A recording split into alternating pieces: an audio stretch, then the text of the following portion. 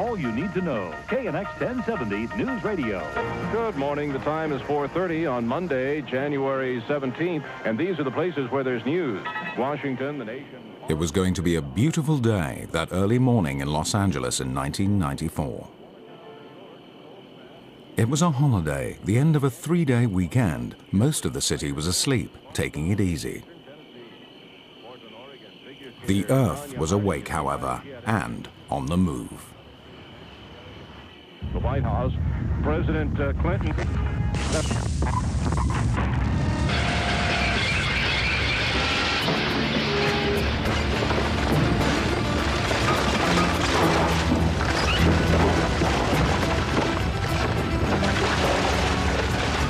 It's an earthquake. We're having an earthquake. Relax. Just stay right here. We're having an earthquake. Relax. 911. What is going on? Earthquake. Okay, and this is Jay Lawrence with radio station KFI. Ladies and gentlemen, if you just, what I can say is we've just experienced a real whopper here, especially here at the radio station. We're trying to piece everything together. What I can say is Los Angeles apparently just had a major trembler. So major that it has made the citizens and scientists worry about it ever since, if and when it might happen again. But at the time, there were more pressing and immediate problems. Don't bend your legs. Fire and paramedics. I can't see anything. Listen to me. Calm down. Okay, calm down because the fire department will come out, okay? Hold on a second. It's an earthquake and I'm in my house. Everything is falling apart. I don't know what to do. Ma'am, just stay calm. I need the fire department in my apartment. The water's coming out to the back room. Some pipes came loose or something and hot water's Okay, in the sir, room. the fire department does not handle that. You'll have to go out and turn the water off at the main. The shock waves broke gas lines, igniting a series of fires. Water pipes ruptured, making water and flames bizarre neighbors. The water lay on the ground, reducing the pressure for the firemen's hoses. People sought shelter where there was none. All units be advised, we have sustained a major earthquake in the LA basin. All unit battalions report on Blue 4.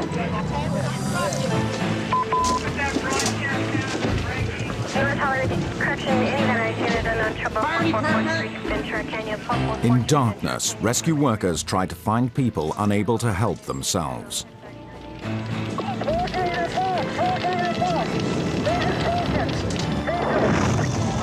First impressions were that the earthquake was confined to the San Fernando Valley section of Los Angeles, 20 miles northwest of the center of the city. There's a report of the 10th freeway buckled or collapsed at Fairfax. Refrain from using the 10th freeway in either direction. It was not just in San Fernando. 5 sections of motorways in different parts had collapsed. I am southbound on the 5. One man drove around with his video camera running. And there's traffic in the southbound lanes coming at me in the number 1 lane. And there's traffic. I've just taken a hit. There's a break in the road. There's traffic coming at me in the southbound lane. I'm in shock. In Hollywood, the quake had brought down parts of some of the older brick buildings.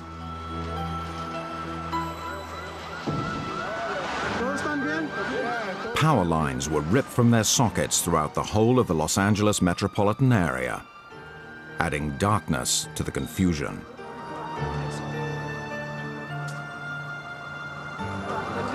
After number 6, Jens, please!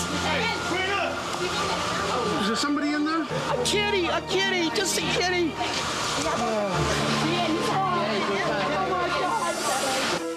Fire and paramedics. I got people stuck trapped in the stockroom. The whole shelf came down. I got 2 girls stuck right now. All right, calm down. Give me the address. The nature of the problem? She's having her second heart attack. She's 80 years old and she's not breathing. Has the baby been born yet? No, it has not. Only as dawn broke could the full impact of the earthquake be appreciated.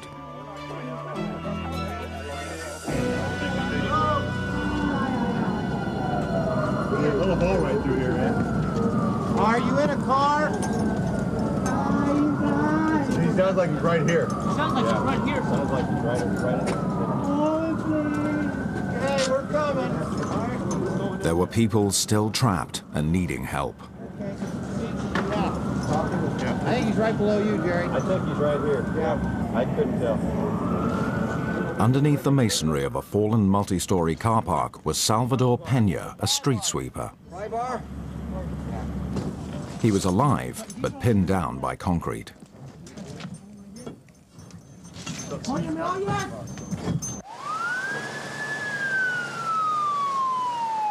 Reports of other troubles were coming in from all directions. From the San Fernando Valley, the earthquake seemed to have traveled under a range of mountains, reappearing in Santa Monica, 18 miles away to the south. The widespread nature of the damage offered few clues about the epicenter of the earthquake. Hardly a part of the metropolitan area remained untouched.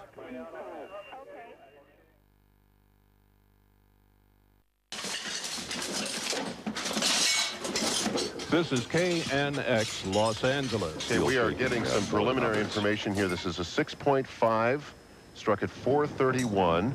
This, according to Dr. Lucy Jones at the Caltech Seismology Lab. These are preliminary. Yeah, go ahead. She's not sure of a location, but she thinks that it may be in San Fernando Valley. Somewhere in the San Fernando Valley for a possible epicenter, which, of course, is Powell, right in Los Angeles, in the Los Angeles city limits there. Like everyone else, the media wanted information. They turned to the California Institute of Technology and its Earthquake Research Center, but scientists there were initially in the dark. The earthquake was so powerful that it had overloaded the computer system monitoring the scientists' ground sensors. For now, the information that would reveal the exact location of the earthquake's epicenter was unavailable to seismologists like Lucy Jones. The waves from it came up and hit a lot of our stations at almost the same time, and it fit the pattern for microwave noise. Basically, the computer said, the ground is moving in so many places all at once. This can't be real. This must be a glitch in the microwave system, and threw it out. So when we got in there, instead of coming up with a location like we would hope to do, we often get a location within 2 minutes. Instead, we had the system saying, oh, nothing's happened. Well, yes, there was a bit of noise in the system. Nothing's happened. And we had to retrieve it. Oh, my gosh. No one needed sensors to feel the aftershocks. Okay, come on back, come on back, come on. There were dozens of mini earthquakes sending up dust storms in the mountains and valleys. The one time we do know when an earthquake's going to happen is immediately after a big event. We know there are going to be aftershocks. Aftershocks are earthquakes. It's our one chance to get our instruments out before the earthquake happens. The aftershocks and the resultant dust storms continued all morning. Each one provided an extra clue to where the seat of the earthquake was. By getting the location of the aftershocks very, very exactly, we can see the details of the fault that produced the earthquakes. And we had 10 technicians in the field within 2 hours after the earthquake, because if we didn't, we'd have missed the events. Within a few hours, the seismologists had also managed to retrieve the data initially lost by the computers. All the data pointed to the same fact. The epicenter of the earthquake had indeed been in the San Fernando Valley, directly under the community of Northridge, 23 miles northwest of Los Angeles city center.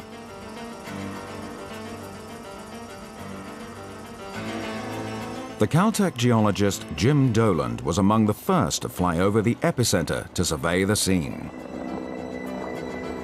The morning of the earthquake, we went up in a helicopter to try to find surface rupture, which helps us greatly in understanding which fault broke in the earthquake, which we were trying to determine the day of the earthquake.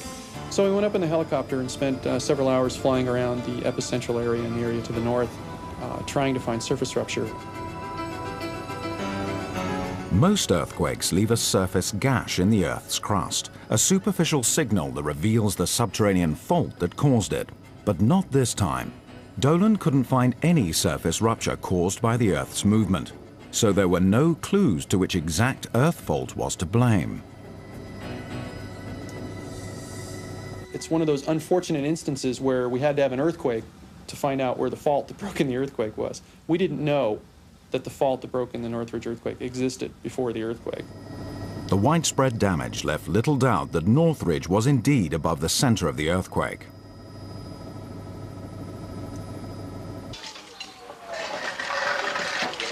There was the evidence of a housing complex called Northridge Meadows.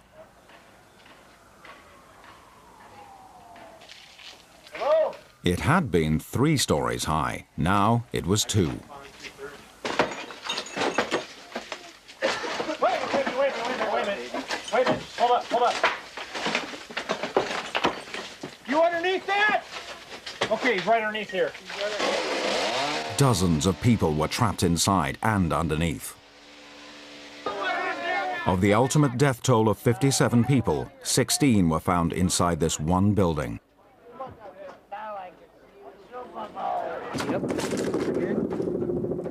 We were laying in bed and someone broke a window and we just managed to crawl out. And I went to sit up to get up and I realized the ceiling was on my head. I climbed down the balcony. I grabbed my wife, ran like heck to the center of the complex. And I was wedged between my mattress and the wall. And the mattress was up in the air and I couldn't figure out what it was doing there, why I couldn't push it back down. Got thrown out of bed, run downstairs. It was running through glass that we didn't know was there. There is no first floor anymore. It's gone. I think I was in shock. And I tell you the truth, had I not been knocked unconscious, I think I might have died of a heart attack. It was that frightening. You got a drop bag and all that? Oh, you're welcome. You're welcome. Yeah, glad we could help. You guys me yesterday. Yes. You're welcome. A few miles from the Northridge Meadows apartments, rescue crews were still trying to rescue Salvador Pena from the collapsed car park.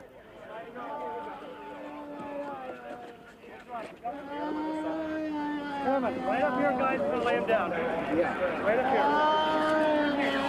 here. It took 4 hours to get him out. He was badly injured, but did eventually recover.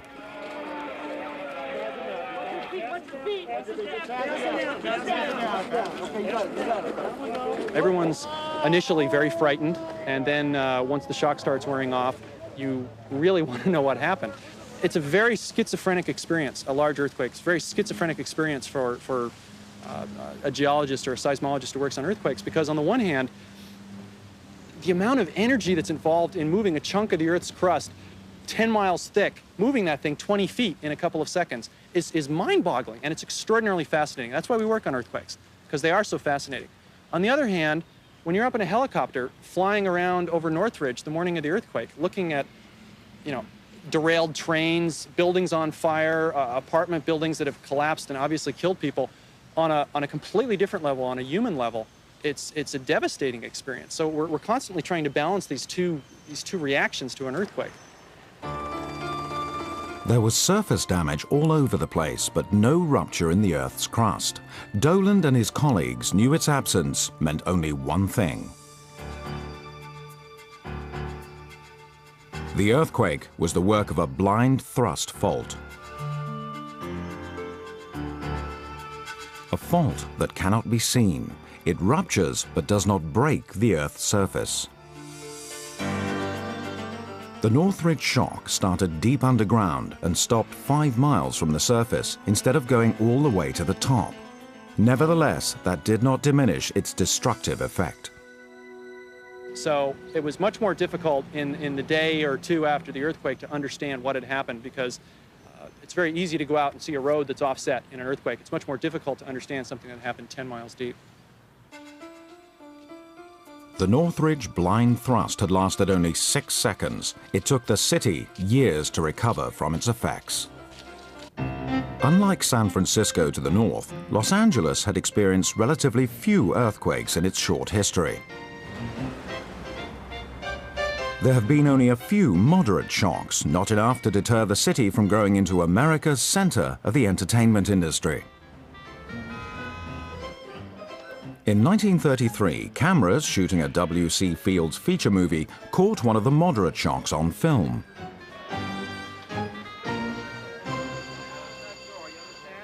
Man, you probably saved my life. Now what can I do for you? Take us to Shanghai. Shanghai? Yeah. What's the matter? Earthquake. Take your time, folks. Now, everybody walk easy. It's all right now. It's all right. All right. Okay. Everybody. The shock that shook up W.C. Fields and everyone else was an earthquake centered on Long Beach, 21 miles south of the city center. It was the first recorded in Los Angeles since it had become a community of any size. It caught the city off guard. The city fathers were unaware of the need for building codes and safety measures. 115 people were killed and many buildings were destroyed. It was the first indication that Los Angeles had been sited above an active earthquake zone. All the same, seismologists at the time played down the risk. And for the following 40 years, they seem to have been proved right.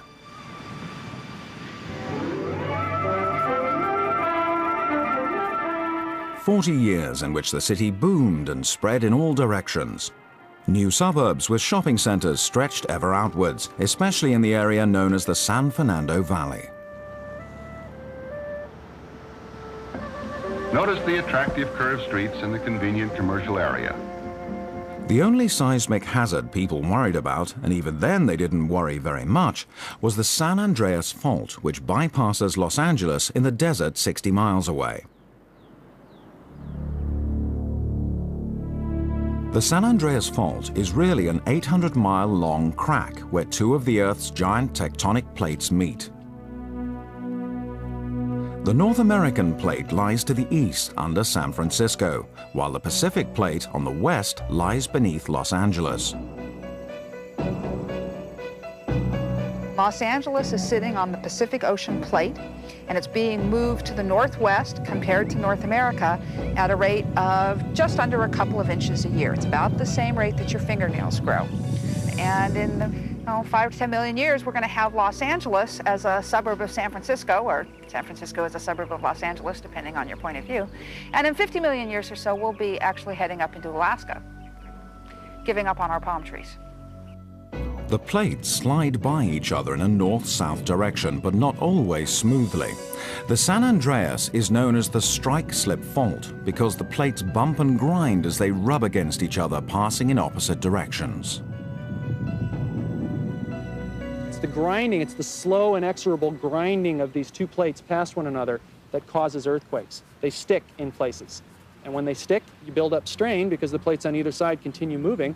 Sticks, eventually it'll snap loose, and that's an earthquake. It can take hundreds, sometimes even thousands of years for that strain to build up before an earthquake erupts. When it goes, it can be in one big quake. Or it is released with a series of smaller shocks. A geophysicist with the U.S. Geological Survey, Ross Stein, demonstrates what happens.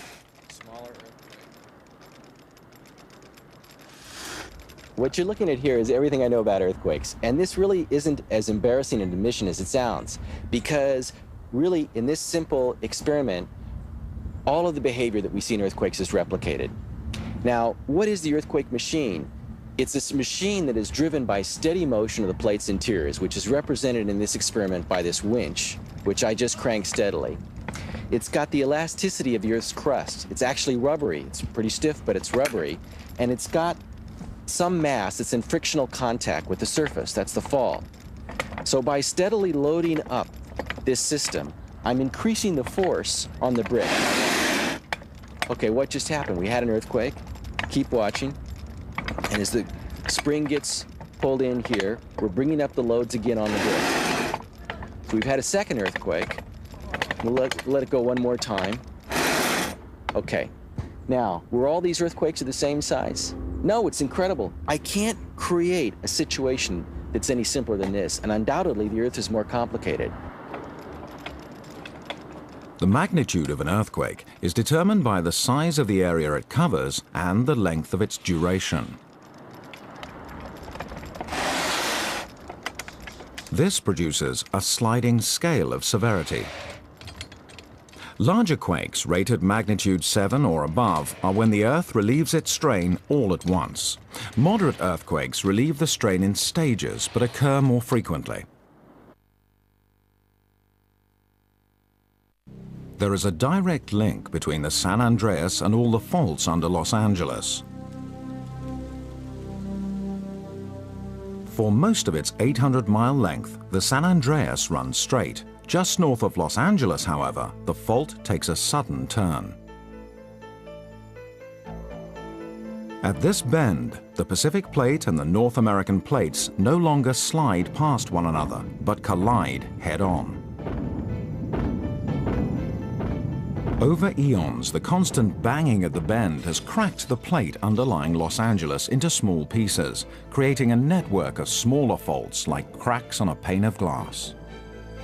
Because of that bend, all of the essentially broken shards of glass that makes up Southern California are being shoved up against a wall rather than just swept past it. And as they stack up against each other, these little pieces get jammed on top of each other. Some get pushed down, some get pushed up. We call that thrust faulting. The collision of the two plates has compressed the Earth under Los Angeles as though it were being squeezed in a vise.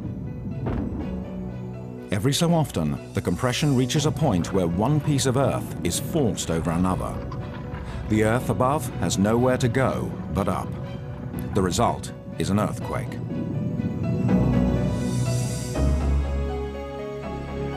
Over time, the thrust faults that produce these earthquakes have shaped California's topography. Earthquakes are what make California so wonderful.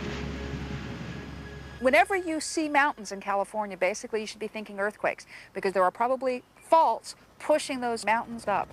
They have created all of our scenery and what give us our mountains, our valleys. Most of our water sources, our springs all form up along fault lines, and we'd look like Kansas if we didn't have our faults and our earthquakes. It'd be a much flatter topography.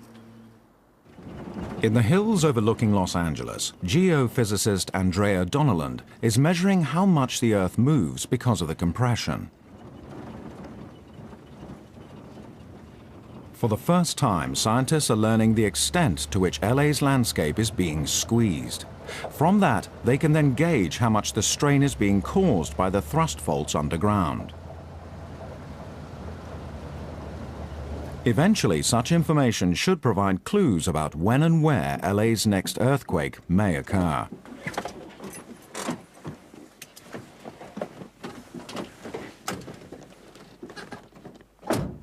Several years ago, Donneland and her colleagues started to set up tiny antennas in various sites around Los Angeles to receive signals from orbiting satellites.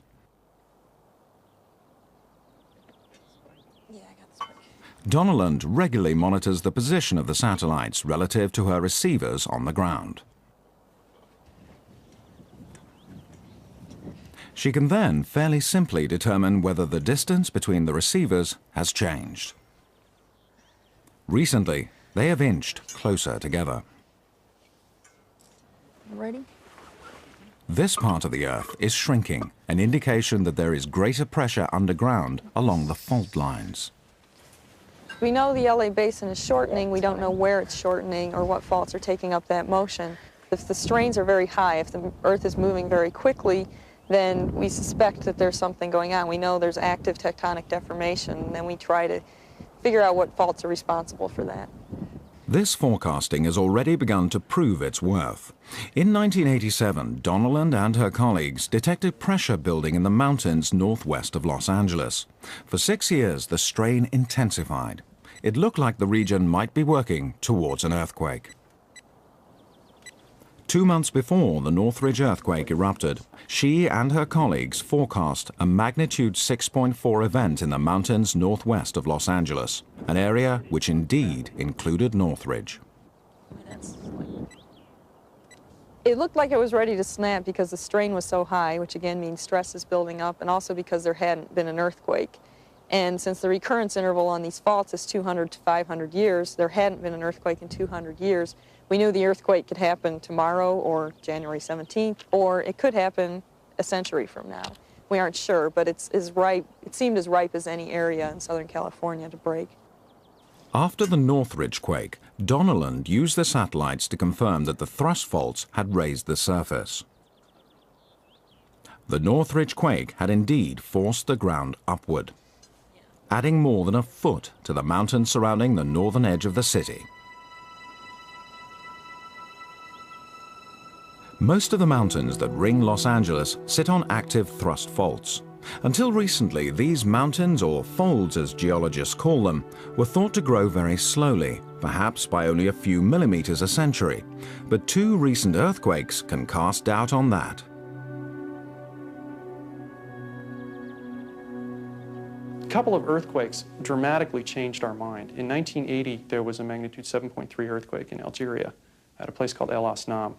What happened in that earthquake was we had one of these dipping faults, and we actually saw the fold forming above this fault grow as much as 15 feet during this earthquake.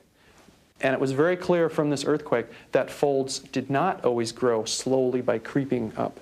And in fact, they could grow episodically in jumps during really big earthquakes. That point was hammered home 3 years later by the 1983 Coalinga earthquake in Central California. That was an earthquake of magnitude 6.5, essentially the same size as Northridge, in an area where nobody thought a large earthquake could occur. It was on a blind thrust fault. It was the first time that a blind thrust fault was known to cause earthquake damage in California. When the fault erupted, it did not break the Earth's surface and was not visible beneath the hills or folds outside of the town. So the fault's down here, the fold's above it. The only thing we see at the surface is the fold. We didn't see the fault. People did not appreciate this as a seismic hazard. The Coalinga quake took scientists by surprise, and initially they missed its importance. At that time, a decade ago, the handwriting was on the wall. We should have fanned out in all directions and started hunting for these faults. We did so in a limited sense, and we began to realize that large earthquakes could occur underneath areas where there wasn't a fault at the surface, and of course, Northridge is the most recent example of that. So blind thrust faults could exist virtually anywhere in Southern California. If there was no break in the Earth's surface, there was little reason for geologists to investigate. But what now? Can these faults be located before an earthquake occurs? It turns out that another group of geologists, those looking for oil, have been studying the Earth's layers under Southern California for decades.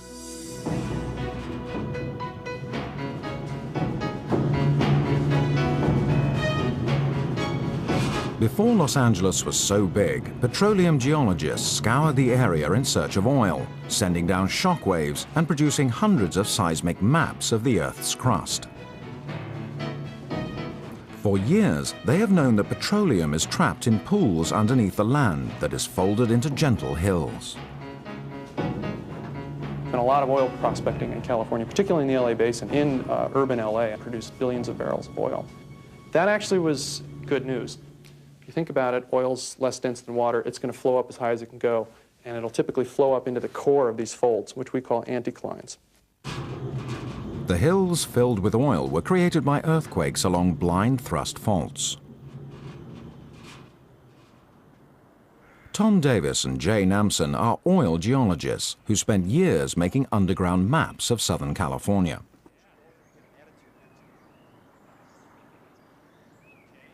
In their quest to find new sources of petroleum, Namson and Davis look for ancient hills that over millions of years have been hidden by other rock formations.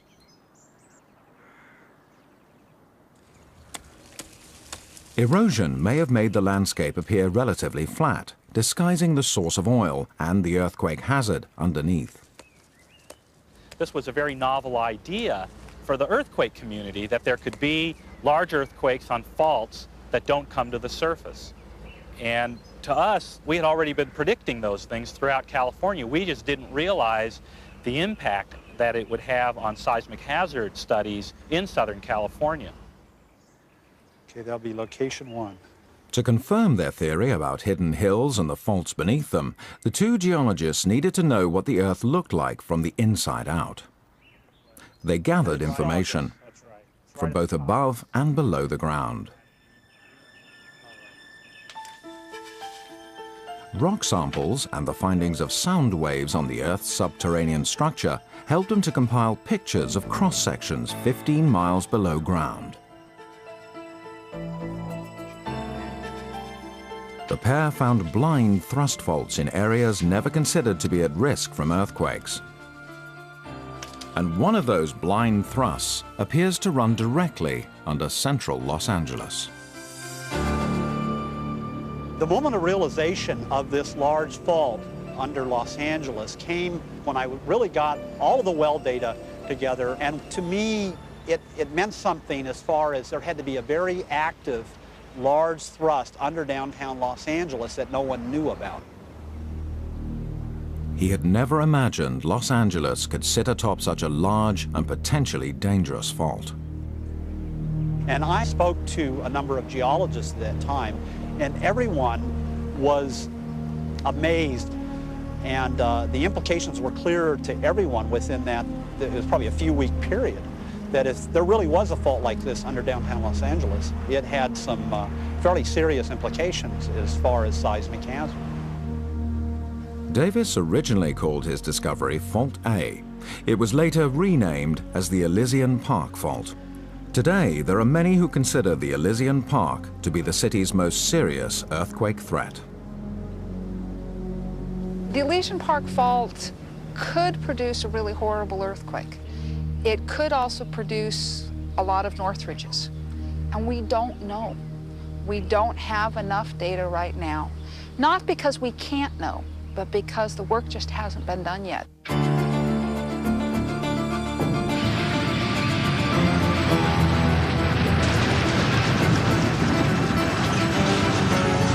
In 1987, just a few months after the Elysian Park Fault was discovered, Los Angeles got a taste of its destructive power. A small section of the massive fault shook just 18 miles from central Los Angeles in the suburb of Whittier.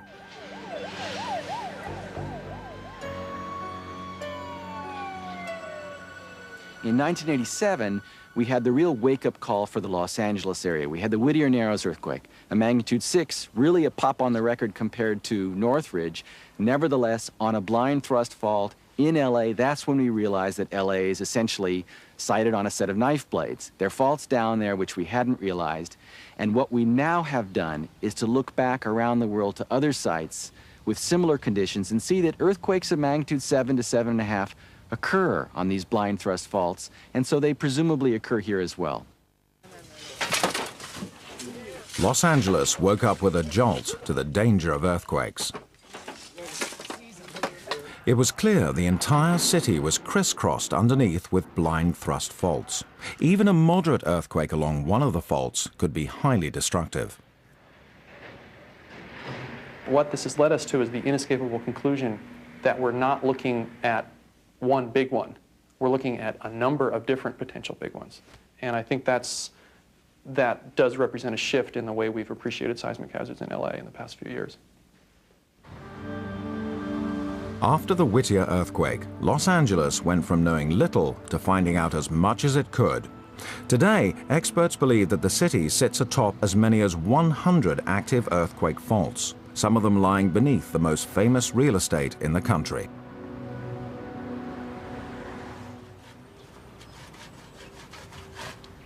What I'm doing here is called paleoseismology.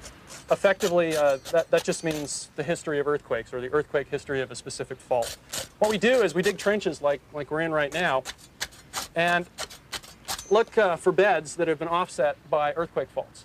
And we try, from various patterns that we see in the way they're offset, we can determine where earthquakes have occurred in the sedimentary record that we're looking at.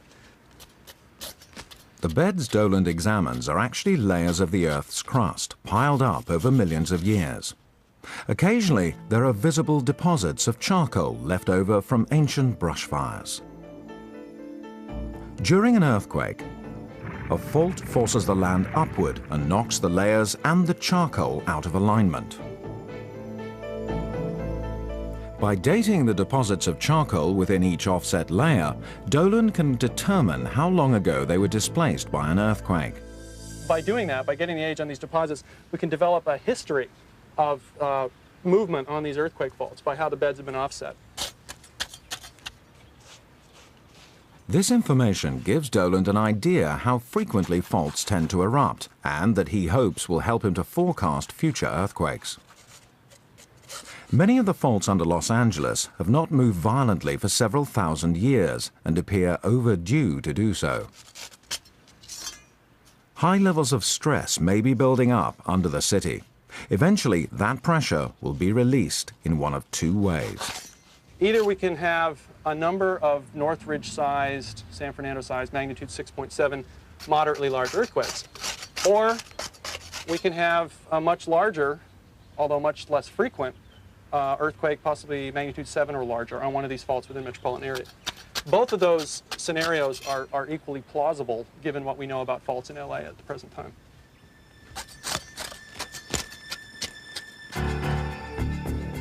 Recent history indicates that a series of moderate earthquakes is already well underway. Over the past 3 decades or so, Los Angeles has been hit by a series of 10 moderate earthquakes. That cycle began in 1971 with a magnitude 6.7 quake in the San Fernando Valley.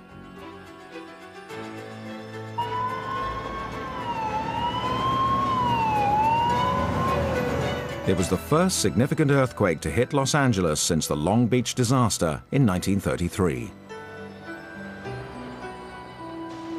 It was followed by a cluster of 9 more earthquakes, including the one in Northridge. We are averaging 1 damaging earthquake in Los Angeles every year for the last 6 years. And we don't know what that means. We don't know why it's happening. But it is happening, and when you have a lot of earthquakes, you tend to have a lot of earthquakes, which means that as long as we continue at this rate, we've got to say our chances of another earthquake in Los Angeles in the next few years are pretty good. Ross Stein thinks it's possible that one earthquake may help to set off another. Quakes relieve stress along the fault where they occur. Stein wonders if that stress somehow transfers its energy to other faults nearby, pushing them even closer to their own breaking points. He created a computer model of LA's recent earthquake cluster to illustrate how stress seemed to move after each event. What emerged was a butterfly pattern that seemed to suggest both cause and effect among the quakes. Now in this picture, we're plotting regions where the stress dropped in purple and places where the stress rose are red. And you can see that the stress dropped on the San Fernando Fault itself, but the stress has been transferred to its surrounding in this butterfly pattern. And of the 2 southern wings, you can see that one of the places where stress increased was the site of the future Northridge earthquake 23 years later, and the other one was the site of the future Whittier Narrows earthquake, the next largest shock to occur in the Los Angeles Basin area that occurred in 1987. According to Stein's theory, the stress being passed from fault to fault creates a condition where one earthquake can accelerate the arrival of another.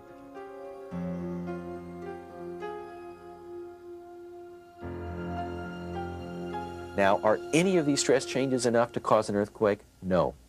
They're very small. If, on the other hand, you imagine that all of these faults are stressed up to near failure, then these small changes could be important, and they could direct us to the places that have a higher probability of rupturing next. The Northridge earthquake appears to have transferred its stress in 4 different directions. Along one of its paths lies a fault of special concern. It is the largest under the city and one that hasn't ruptured for centuries, a fault that may be close to breaking point. It is the Elysian Park Blind Thrust Fault, directly under downtown Los Angeles. The Elysian Park Fault is at least 35 miles long and runs through the heart of the city.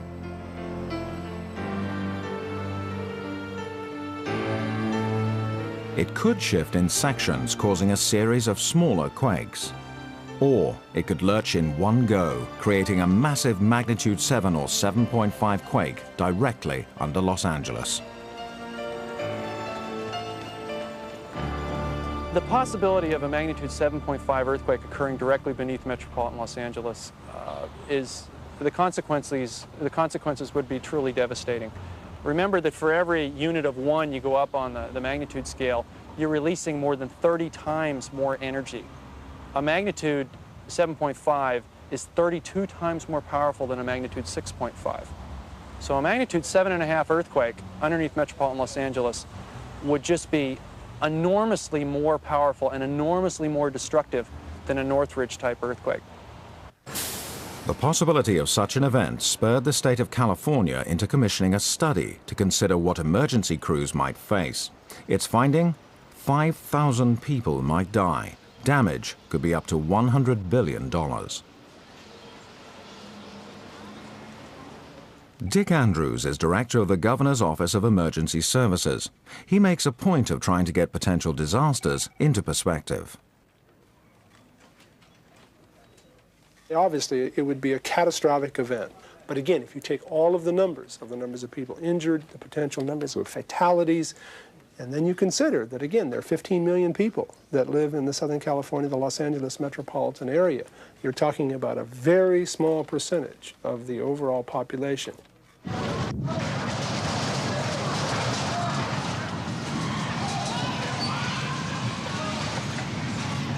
This is how the Loma Prieta earthquake outside San Francisco looked in 1989. The shaking at the epicenter lasted for approximately 12 seconds. A magnitude 7 quake under downtown LA would shake twice as long. And that means that a building that is fatigued by being shaken for a short period would be much more threatened by that longer period of shaking. So the difference is probably most important in the duration, how long everything is exposed to that strong shaking, as opposed to the shaking itself being stronger. The impact upon Los Angeles skyscrapers is hard to gauge. They are built to comply with the nation's strictest building codes and are constructed with steel frames that used to be thought flexible enough to withstand any kind of shaking. That may not be the case. The Northridge earthquake revealed a slight yet potentially disastrous problem. After the quake, welded joints holding together the metal beams were found to be cracked in over 100 steel-framed buildings. John Hall, a structural engineer, was among the first to realize what this means.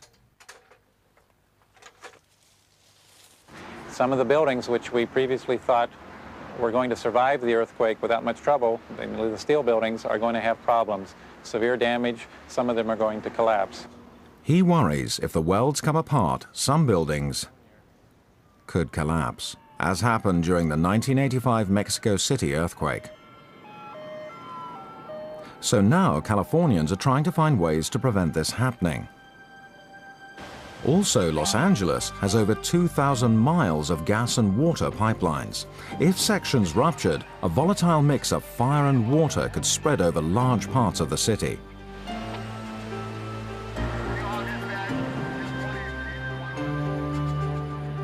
Southern California's coastline would face a different kind of hazard, along the lines of what happened in the seaside community of Niigata in Japan in 1964, when it was hit by a magnitude 7.4 earthquake. Such an earthquake could churn LA's beaches and shoreline into a sea of mud, endangering hundreds of buildings and homes. According to the study commissioned by the state, 750,000 people could be left homeless by a magnitude 7 earthquake along the Elysian Park Fault.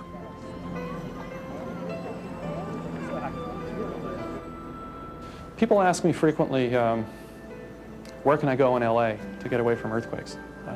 Should I move? And I think that's the wrong question. It's not a question of trying to get away from earthquakes, it's trying to learn to deal with them. As Los Angeles cannot escape the threat of earthquakes, it must learn to prepare for them so that when the next one happens, the city is ready. Clearly, you're never finally ready.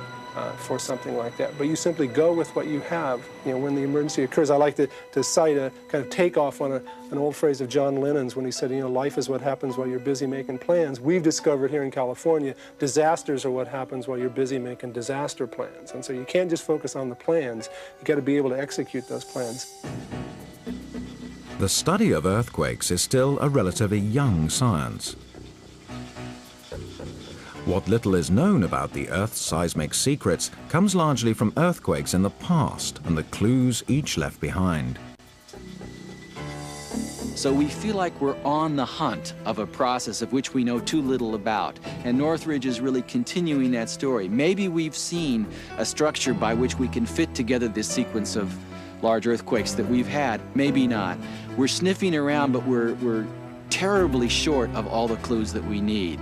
In a sense, we've got a few cards, but we're never dealing with the whole deck. Each tremor brings a little more understanding, not just in Los Angeles, but in earthquake zones throughout the world. Many of the major cities of the world are located in sedimentary basins similar to that of Los Angeles and may also be having problems with blind thrusts, and they just haven't had the study to figure that out. So we have the potential here for helping not only Los Angeles but the rest of the world. Science expands its understanding at roughly the same pace that seismic pressure continues to build underneath Los Angeles. In Southern California, now the world's seismic crucible, where men and nature aspire to outwit each other, the question is no longer if, but when the earthquake will strike.